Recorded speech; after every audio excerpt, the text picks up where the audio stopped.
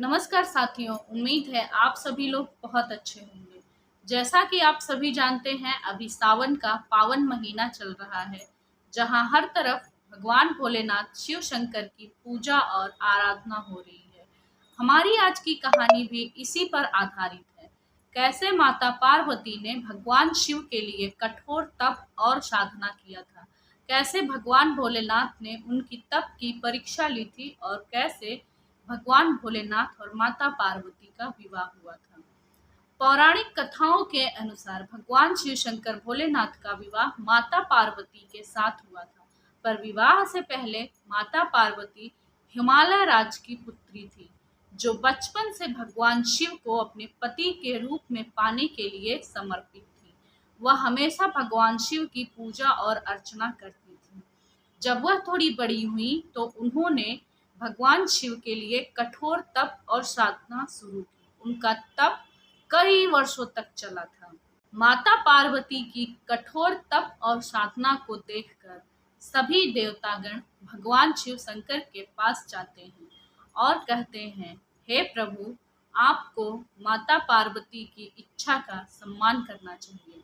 आपको उनके व्रत का फल उन्हें देना चाहिए। भगवान शिव शंकर फिर एक ऋषि का भेष बदलकर वहां आते हैं, जहां माता पार्वती उनकी आराधना कर रही थी। वहीं पास में बैठकर भगवान शिव के लिए ऋषि मुनि बुरा भला बोलने लगते हैं।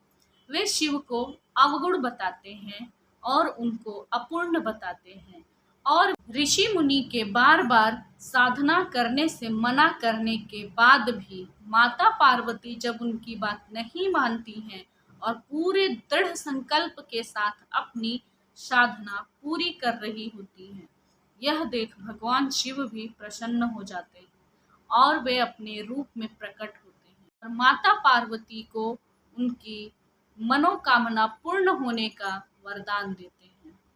थोड़ी देर बाद पास के तालाब से एक बच्चे के जोर जोर से चीखने और रोने की आवाज आती है। माता इधर उधर देखती हैं, मगर उन्हें कुछ नहीं दिखाई देता। फिर वे तालाब के पास जाती हैं, जहां वह देखती हैं कि एक बहुत बड़ा मगर अपने जबड़े में बालक को दबाए हुए है। माता पार्वती मगर से निवेदन करती हैं, हे मगर राज, आप इस बालक को छोड़ दें। मगर ने उत्तर दिया, देवी, मुझे दिन के तीसरे पहर में जो कुछ भी मिलेगा वह मेरा भोजन बनेगा। ये मेरा नियम है और मैं इसे नहीं तोड़ सकता। माता पार्वती बार बार उससे निवेदन करती हैं कि आप कुछ और ग्रहण कर लीजिए, पर इस नन्हे बालक को छोड़ दीजिए।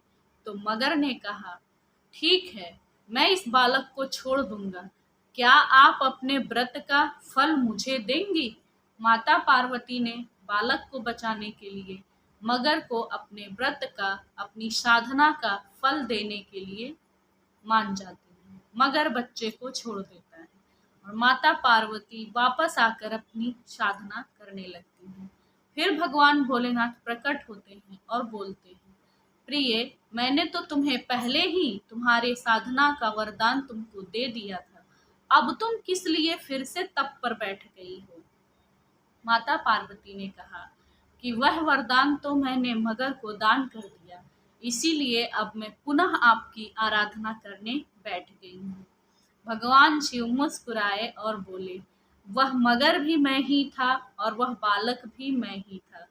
पार्वती, मैं बस तुम्हारी परीक्षा ले रहा था कि तुम्हारे हृदय में प्राणी मात्र के लिए कैसी भावना है। और इस तरह माता पार्वती भगवान शिव की परीक्षा में पास हुई थी और भगवान भोलेनाथ और माता पार्वती का विवाह हुआ था। और उसी दिन से माता पार्वती जगत माता कहलाई थी। हिंदू धर्म के अनुसार भगवान शिव शंकर अनंत अविनाशी हैं। वे निराकार हैं, निर्विकार हैं। वे हर जगह, हर रूप, हर स्वरूप में हैं।